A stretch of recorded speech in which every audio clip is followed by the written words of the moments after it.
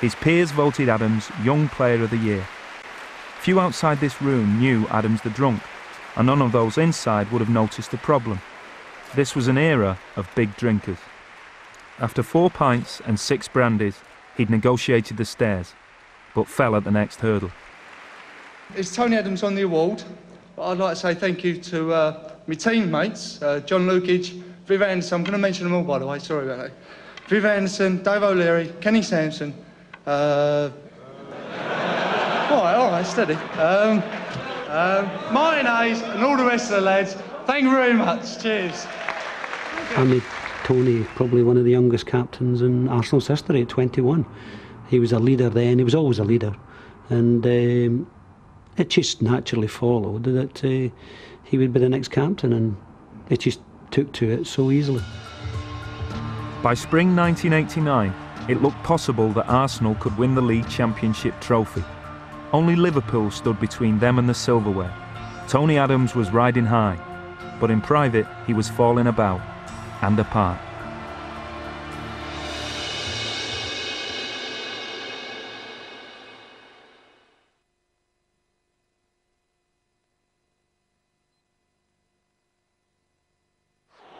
Adams is after his man, but Barnes will not. The 1989 League Championship decider was a north-south clash of titans. Arsenal needed 2 goals to snatch the trophy from Liverpool, and salvation came in the last minute of injury time. Finding Smith for Thomas, charging through the midfield. Thomas, it's up for grabs now. Thomas, right at the end. An unbelievable climax to the league season. Tony was ahead of that success, and he was lifting up trophies, you know, 21, 22 years of age. I mean, he must have thought, this is easy, this career, this is simple. Here am I, the youngest captain ever in Arsenal's history, picking up these wonderful trophies. Hey, this should go on for the next 10, 15 years. Enormous jubilation, enormous feeling of joy. So suppress it all with alcohol, because that's what you do. When the cheering ended, Tony Adams was left with a void that only drink could fill. Woke up the next day, the Saturday, hungover and pretty lonely actually. And if I'd stopped to feel the loneliness for 2 minutes, but I didn't. I just rounded up a few guys because we needed to celebrate, and got drunk all day Saturday. And then got a cab late, about 4 o'clock in the morning, to Highbury, and slept on the marble stairs outside the Grand before we paraded the cup in the morning. I was the first one there with the guy that opened up the stadium, Paddy Gallagher, and he opened congratulations. Adams joined his teammates to tour the streets of North London in celebratory mood, cheering fans threw him cans of beer. Oh, absolutely ecstatic. Really delighted for the players who worked very hard. Delighted for the fans. It was the Scottish manager's finest hour. Graham had played for Arsenal 2 decades earlier and gave his young team a sense of history. He was a disciplinarian who'd make Arsenal great again. The squad dubbed him Gaddafi. I think in every walk of life, whether it's sport or business, there's got to be an element of fear that people say, right, if the bosses walked in, are we all working to maximum? Are we all near? Are we all, behaving ourselves? Now, if there's no fear, then you get people doing their own thing. You get a bit of anarchy, about the place. See, I was very frightened of my boss, and I used to drink on that one. I used to keep the anger down because I was afraid of it. Because afraid if I didn't drink on that one, I would hit him. I wouldn't have liked to think you'd have hit me, because I think it was too big for me. Far too big, there's no way I'd hit him back. I was very scared of him. I couldn't confront him. I couldn't assert myself. I used the anger he gave me with my own anger and threw it out at the other boys. And I never stood up to him on any issues. Put a lot of pressure on players verbally, and with his presence he did have a very, very big aura about him, but in a way that he was domineering. But that's the way he managed, and that's the way he moulded a team of kids really into winning the championship twice and having the success he did. Graham was a remote figure and liked it that way. Adams was his voice, and it suited both of them that much of the team building took place at the bar. My way of bonding with the team of the past would be to take them down the pub and get them drunk, and to try to get some of their true feelings out. We used to go out now and again for a drink after training on a Tuesday. There was a little gang of players who, because we worked really hard on the George, and Monday, Tuesday was two really hard days, especially Tuesday, and then we had the Wednesday off. Some of them went home at 5, back to their wives and families, and I couldn't really understand. Some stayed toe-to-toe all night and ended up the gutter with me. I'd be getting home at 3s and 4s in the morning, but that was general, and I think, I mean, in a Tuesday inland, we'd meet Spurs players and QPR and everybody else. The manager demanded a professional approach to play on and off the pitch. The drinkers on the squad resorted to old tricks to hide their boozing. You'd get the old wet tops on and you'd be out there on the pitch or the bin bags, wherever it was, and you'd sweat it out. And you would really work and punish your body and what you thought was sweating out the alcohol and getting rid of it all through your system. We banned that a few years ago, where our players would put a bin bag on to try and sweat out the night before. A lot of players used to do it to try and reduce their weight. And they'd wear a bin liner underneath their training kit. We wouldn't know they were doing it because it'd be underneath their kit. So they'd go into the toilet, put it on, put their kit on. When they're coming from training, go into the toilet, rip it off and throw it in the bin. Adams learned to time his drinking bouts to stay sober for matches, but he miscalculated at Swindon and Everton. I was drunk, the night before, and I got up on the day of the game, and I recall still feeling a bit wobbly, a bit shaky, and I had one for the road, as we used to say, but it was more in desperation because I was thinking maybe this might help settle me down a bit, because I knew I was never going to sober up in time. As I recall, I think we were all having a bit of a laugh and a joke about it, and Tone was laughing and joking, and the gaffer didn't know, or if he did know, he didn't say. And it'd be interesting if he had known, would he have said anything? I don't know. Against Sheffield United, he was over the limit and was still made man of the match. Could we have won a lot more trophies? I mean, that's the sad thing about it, you know? I mean, we did win a lot, 6 and 8 years, major trophies in 8 years. And I mean, that's with him and Paul Merson towards the end. They weren't drinking like that. I don't believe it. They couldn't have done. And I got on, I remember playing at Luton, I was well drunk. Yeah, at Luton I run down the wing, there was no one near me, I fell over the ball. It's January, and Adams is touring health farms. His charity will tailor therapy to individual athletes battling a variety of addictions, and finding the right environment for treatment is essential. So what sort of people come here apart from footballers like yourself? Who comes here? I think anybody and everybody. I think people that want to chill out. There's numerous things that they offer here. Massage. There's a pool. I think we're going to see a few things. Sorry, ladies.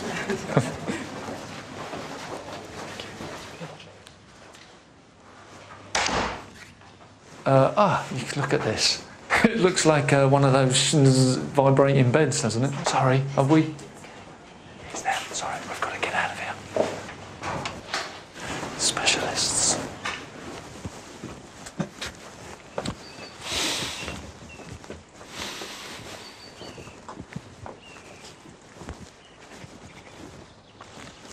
Peaceful. Would this really be ideal for your purposes then, being able to send someone to a place like this? I think there's everything that I need here. You know, I'm not a psychotherapist, I'm not, but in my judgment, there's a tennis court there, there's a swimming pool there, there's a lake, and there's a peaceful environment. There's good food, there's nutritionists, there's, great people that I love and trust in the therapists and the counsellors, and the families can come at weekends and chill out. No one's going to be out of place here. No one's going to know that they're here. No one's going to know that what they're here for, and it just creates a lovely environment. If someone wants to get well, then they possibly can here. If the charity had enough money, would you be interested in setting up a place like this, big grounds, big house? No, I think it's got drawbacks. I think you've got the Belly Full Clinic. No disrespect, they've got people clean and sober, and they've done their stuff for years, and the Priory have as well. You know, I'm not taking nothing away. It's just in my judgment that I feel that this environment constitutes a better place for people to get well. I'd shift them around, you know, as well. I don't think I wanted to be in one kind of area. Right. You know, and it seems silly to bring a player from the Midlands, for instance, or a person, you know, from the Midlands all the way down south to here when his family, you know, I'm looking at family therapy and things like that. Back in 1990, Adams could have used some peace and quiet. After an own goal against Manchester United and some lacklustre games for England, he was suffering the taunts of hostile elements in the crowd and the press. The donkey noises and the showers of carrots caused anguish that led to yet more drinking. We went to this pub that I knew and we drank all night, and then we drove home and we went in. He stayed on the sofa bed, and that morning girlfriend brought the papers up and it had Eeyore everywhere and everything. You know, it had the donkey's ear rolls. That's when it first come out, the donkey one. And I didn't take the papers down to him. I wish I did now, because he pissed my sofa bed. He weed all over the sofa bed. That was his party trick. He couldn't stop weeing beds. I wasn't particularly liked throughout the country. You know, the donkey label was there. You know, I had that pretty much everywhere I went. I lived in a West Ham area, and I got that at the school. I got that everywhere, and it was another reason why I drank. But it was another reason I couldn't handle that, so I drank more. And I think we played West Ham not long after that away. He took several abuse, but it never seemed to trouble him. It fueled me with resentment and with retaliation, and my retaliation to do well at football. I thought if I proved myself at doing my job well, then the rest of the world would accept me. You know, if I thought that I'd be number one, that I'd win that. I didn't realise what I was doing to myself, but I thought I could have the last laugh on everybody else. The season over, Adams was laughing, but the joke was about to wear thin. The day he was to leave Britain to tour the Far East with Arsenal, he went on a bender, one he'd never forget. My season's ended, you know, active alcoholic, you kind of, I'm drinking. You know, football's done. It doesn't constitute as sobering up for, I suppose, or getting myself together for, because tours are tours, and it was kind of a justified time to drink. And I know I've got a 13-hour flight, and if I let that one come up anyway, I'm scared of flying, so let's just get out of the game. But the problem with that is that I've lost my car and it's in Canvey Island, and I've got it back, and it's a roasting hot day. And I said, I'll tell you what I'll do. My mate, who's picked us up and took me to find my car, I said, let's have one on the way back, eh? We'll have a drink on the way back. So I went into the pub and had several, and befriended some other drinking people, and they were having a barbecue. I looked at my watch and it was like 3-ish, and I knew the flight was about 7 at Heathrow. So I'll come for a couple.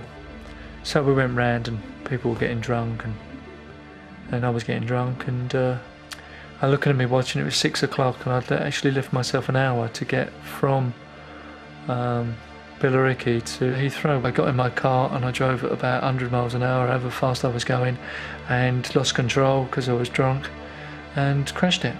And how I survived, God only knows. I put my seatbelt on, I don't know why. It was an era of my life where I never used my seatbelt. Police came and said, have you had a drink? Which I thought was a bit hilarious because I couldn't hardly stand up. The people that, the house that I'd wrecked, the brick wall that I'd wrecked, actually said, do you want a drink? And I just thought, whiskey, scotch, brandy. But I could see they probably meant tea now, or coffee. But looking back, I thought it was hilarious that they would offer me a drink, knowing the state of me.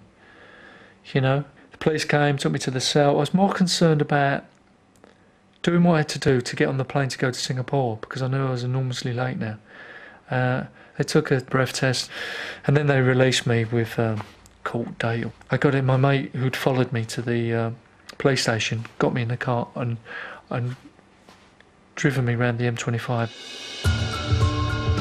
As his teammates checked in at Heathrow and journalists got first reports of a sensational road accident in Essex, Tony Adams was once again travelling at high speed, bound for an uncertain future.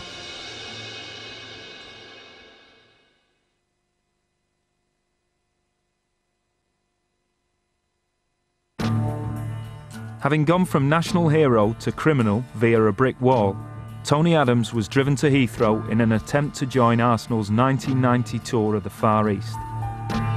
He missed the coach at the stadium where we'd all meet up and go on the coach to London Airport. And I thought we were actually going to go to Singapore without him because, you know, he was even late coming there and eventually turned out a bit worse for wear. I had a little glass in my hair still where I've had the car crash. And I had flip-flops and my Arsenal uniform on, and that's it. I managed just to get them bits together, and I got on a plane, and the directors were there, the chairman was there, and George was there, and they just absolutely, ignored me. And I felt very low and very enormously sad and alone. I didn't realise the seriousness of it when he was telling me. I mean, you know, when players tell you, especially to the manager, they try to downplay it. He came and said, oh, we've got a court date of 2 days before Christmas or something ridiculous. And it was like, Tony Adams up for drink driving. There were fears that an example would be made of the soccer star. They were justified. He was jailed for 4 months. George Graham's fury was directed at the judiciary, not Adams. George was the most angry out of anyone when I was at the court. He really did go mad. He was very protective of me. He hurt, it hurt him as well. Everybody could see there the friends he had in court, so he was speaking on his behalf. But I think appeal. He can speak to his lawyers about that. That's all I want to say at the present time, okay? I thought the judgment was more than harsh, extremely harsh, only because they were sending out a message to everybody else. This is what's going to happen if we get any more drink driving over the Christmas period. And there was a lot of other people telling me that I didn't deserve to be in there for what I did, and I'm not a proper criminal and all this stuff, which, whether it's true or not, it doesn't really bother me today. The point of the matter is that me abusing alcohol got me into prison. Simple as that. Adams was sent to Chelmsford Prison. He served 58 days. And I was scared, and I was lonely, and I was in a cell. But I also had a lot of tools that made me a very successful footballer. And I used them. I played games, as in card games, coin games, jokes, anything, to avoid the way that I was feeling. It was a short, sharp shock, and it failed. It didn't stop me drinking. It wasn't a turning point. Yeah, it was pain, but it had me. Alcohol had me. I had to go a lot lower. There were those that called for Adams' dismissal, but George Graham stood by his captain, and within weeks of his release, his captain lifted the First Division Championship trophy. If you've got an Austin Morris and it breaks down, you throw it away. You don't throw a Rolls Royce away. Arsenal ain't silly. You're sitting on one of the best centre-halves of all time in English football. And he breaks down, but you don't throw it away. Today, like many recovering alcoholics, Adams regularly attends sessions where addicts tell their stories. For ex-prisoner number LE1561, meetings of the Rehabilitation of Addicted Prisoners Trust have a special resonance. My name's Tony, I'm an alcoholic addict, and it's really good to be here actually. I feel okay. And why am I here? Maybe because I don't want to pick up my drink or drug again, I don't want to get complacent. I've got a great life today, and it wasn't always that way. It was important to me to go back into an environment like that, sober, basically, and to walk out of there sober, and to see how it felt. Because I pretty much shut down when I went into Chelmsford, and it's important for my recovery. And to give back. I know what it feels like to be in prison and there's a lot of guys in there that have picked up a drink and found themselves in prison. I used to have so much self-loathing inside, it was horrendous, self-hatred. I used to smash bottles on my head like that. You know, I don't have to do that today. I don't have to do that today, and that's all because I got saved a few years ago when some guy said to me, do you fancy an AA meeting? And I was willing and ready and beaten enough to accept it and try to work a programme of recovery. And like I say, I'm really pleased that you've given me the time to share my stuff, and it keeps me well. Thanks very much.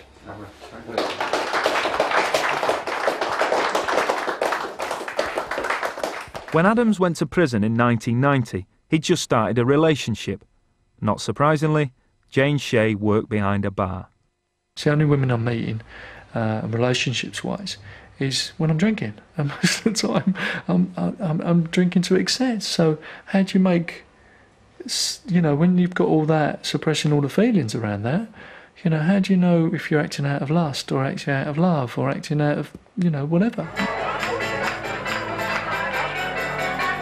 Jane and Tony were married in July 1992.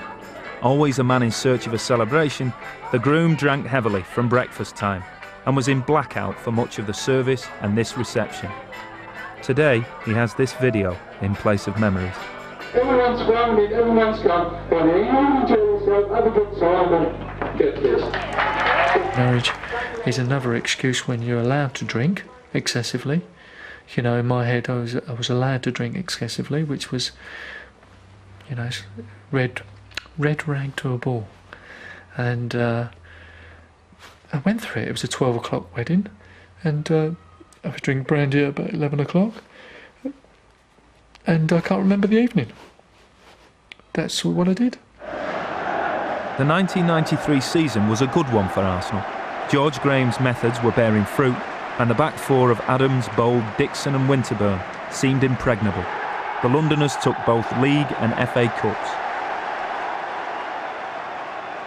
Football was still Adams' first drug of choice, and it could keep him on the straight and narrow for up to 90 minutes. But by now the drink was taking its toll on the 26-year-old captain. A year into his marriage it was falling apart, and his baby son wasn't seeing enough of him. 9 years on, Adams is back where he started out as a boy, a windy playing field and a Sunday League semi-final. Oliver Adams is now the star.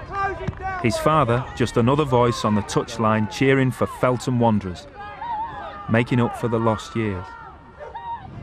Would the dangers inherent in the game stop you encouraging it? No, it's wonderful. They're innocent, you can see them here, they just love every minute of it, and those kids love it. So no, if you want to. I'm really pleased that he's nothing like me, to be honest with you. Not physically, but the way he plays. You know, he's not interested in, like I was, sitting at the, you know, I used to be at the back, kicking everyone. He doesn't seem to want to do that. He don't want to be at the back, which I'm kind of pleased with, really. So he's really dissimilar to me.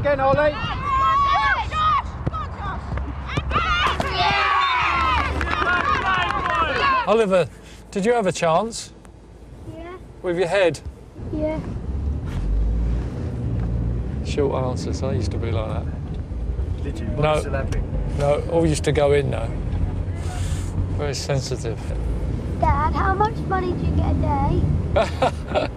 I don't know, mate. Enough. We've got enough.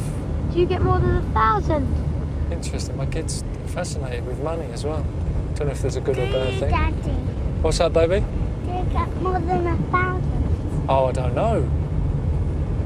Got enough for food and stuff, haven't we? Yeah. We used to have a joke, Ray Parlour and me. We used to say, like, you know, we'd stand outside the hospital waiting for people to, you know, have children so we can go and wet their baby's head. You know, it don't matter who it was.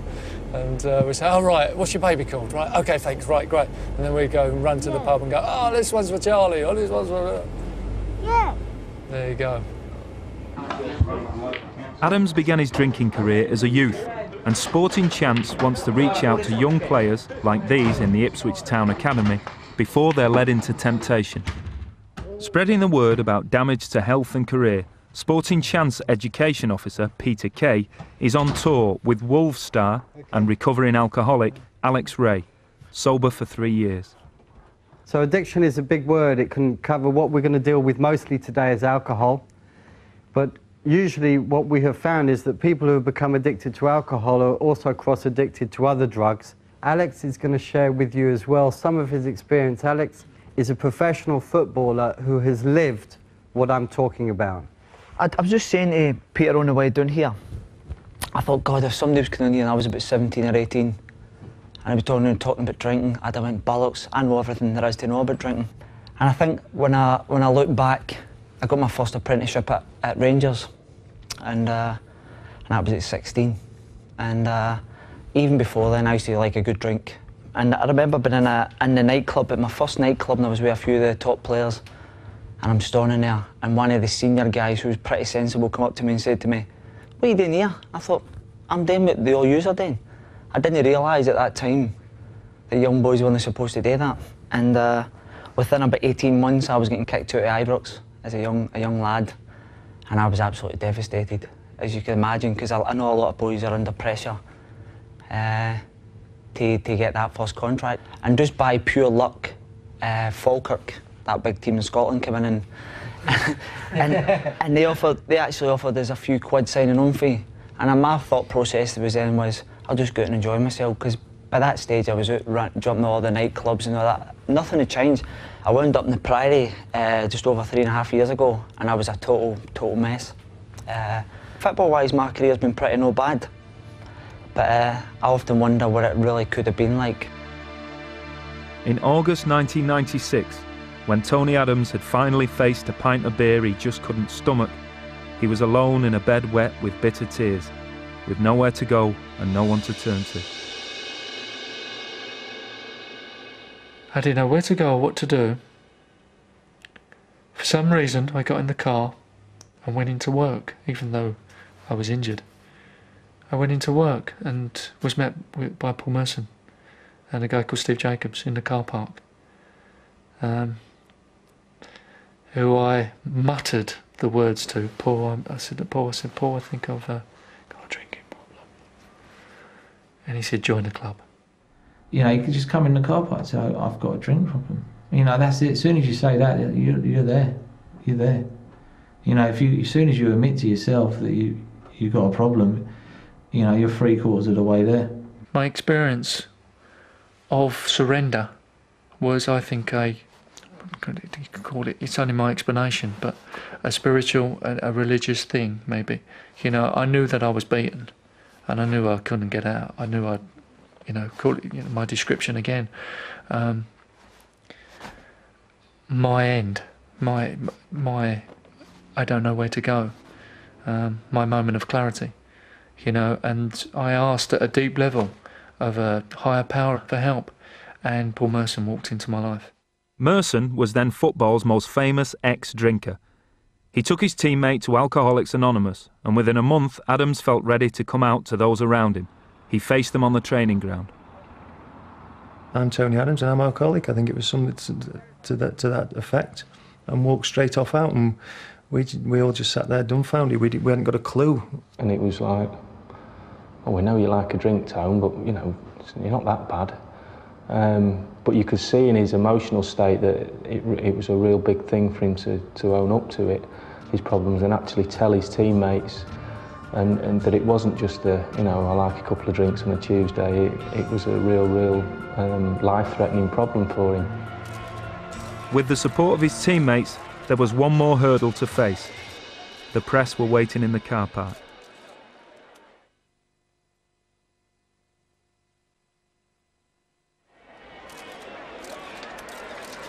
Having told his teammates about his addiction, Tony Adams faced the press. Yeah, I'll tell you what I'll do. You've got 2 minutes. I've actually got to go and pick my kids up. Stand still, can you, mate? You'll get together. All right. I'm doing it, not you. We're trying to make you look good. The sun's in the wrong place. I'll give you 2 minutes, honestly. I've got to go and pick my kids up, so you've got 2 minutes. Okay, it's obviously a difficult day for you. Well, it's not just happened. It's been a long time, and I'm on the road to recovery now. It's not just happened overnight. I'd like to make that point clear.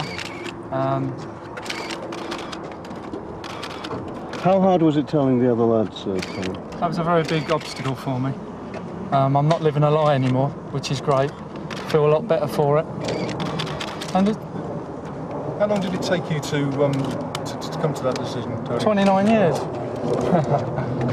Is Paul helping you at all, Tony? Paul's been fantastic for me. Obviously, he understands me. He knows what I'm going through. And he's been there for me. In the feeding frenzy that followed the announcement, reporters scrambled for their checkbooks. No, nothing at all. Come on for money. It's about me. And the moment I did that, it was like a shift inside. Something happened, you know, and I cried and tears come out, like tears of years of hurt and sadness and loneliness and anger. Just feel like it all kind of came out. And it's probably the first time I've ever not got emotional with it, actually, saying there. So time heals, and a lot of healing's gone on in the last 5 years.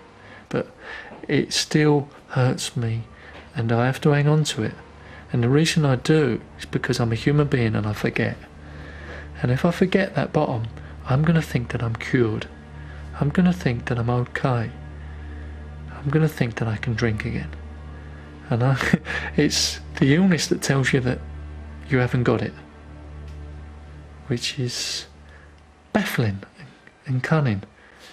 I never actually knew the full extent of it until he came out and he came out of the closet, so to speak, about his drinking. I didn't know it was that bad until then. Nobody noticed he was an alcoholic. Do you find that hard to believe? Yes. Yes. Find that hard to believe because sometimes he tells me now, usually we had Wednesday off, but sometimes he left Tuesday afternoon here, went to the pub and came to the training on the Thursday morning still drunk. So maybe people found that normal at the time.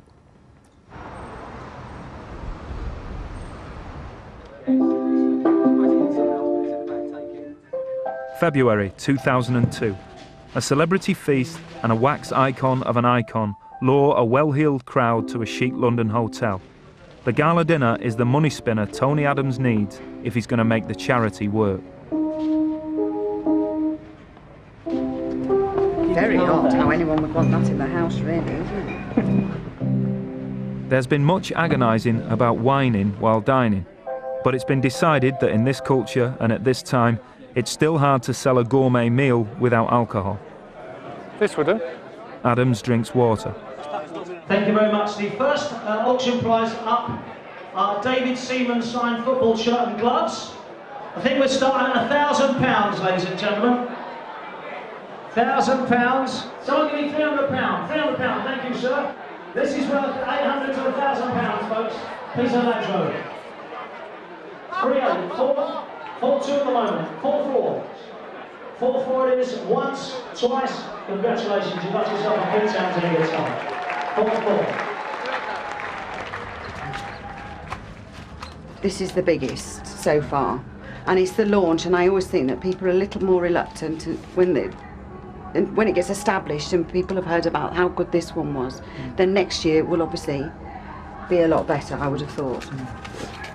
But even so saying, it's still raised, I would say, in the region of about 40,000.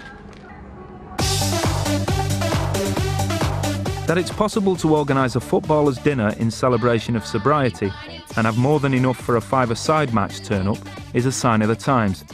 Inevitably, there will be some who feel a sense of loss if football's coming home from the pub.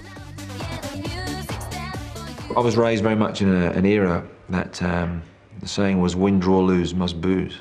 And it was very much a drinking culture. And you used to play the game hard and then drink hard afterwards. In every country you face a different problem. In England the problem was a drinking problem, but not only the players. I think the whole society had a drinking problem. So the football society only reflects the problem of a society. I think, you know, all the teams were going out and drinking. You know, you'd go out somewhere and you'd see some players from another club and things like that. If you'd done that now, I don't care if you're one of the best teams, you wouldn't finish anywhere. You know, we come 6th, 7th or 8th every season. If we went out every week, we'd near on get relegated. My idea of getting the boys together in a different atmosphere today is maybe through psychology or through team meetings or go-karting or, you know, or numerous things. And I would have laughed at these things in the past and say, oh, why are you going down there? Let's go down the pub.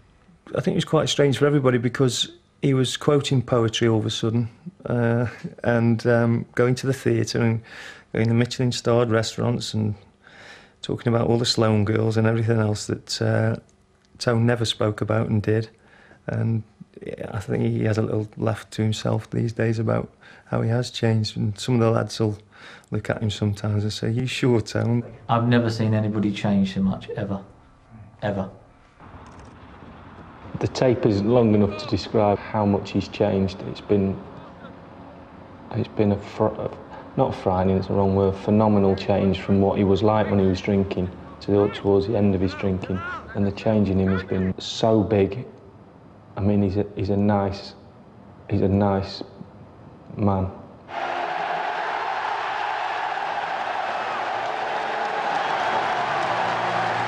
When they see Tony Adams out there playing football, they know that all the feelings that I go through, they're getting an honest, genuine person, you know, that wants to win for him, wants to win for his manager, wants to win for Arsenal, and wants to win for the supporters. Winning the FA Cup and the Premiership in the same year was the crowning achievement of Adams' sober career and Arsene Wenger's new management. George Graham made Adams the player he was. Now the Frenchman had reaped the rewards. And it was so important if we go back and to do everything for me and for Arsenal and for the supporters and for the club to win the double. That was so important because they got the true me. They got me as a human being. And I went through anger because we lost one week, you know, pain, hurt, sadness, love, you know, all emotions that I was meant to go through over the course of that year, and came away with the trophy of, yes, the double, but also of, you've done a good job there, well done.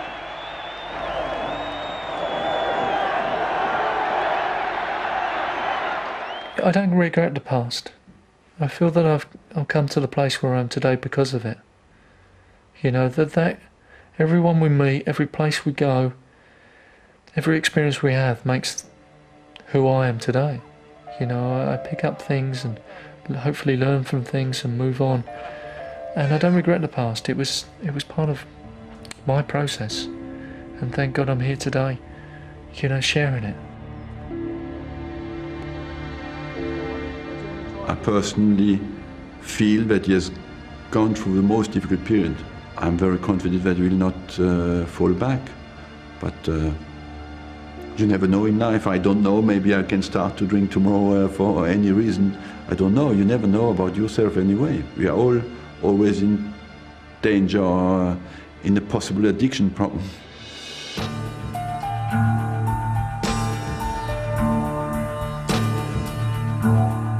Football Stories returns in 2 weeks, and the Channel 4 book Football Stories, Bad Boys and Hard Men is out now, priced at £9.99.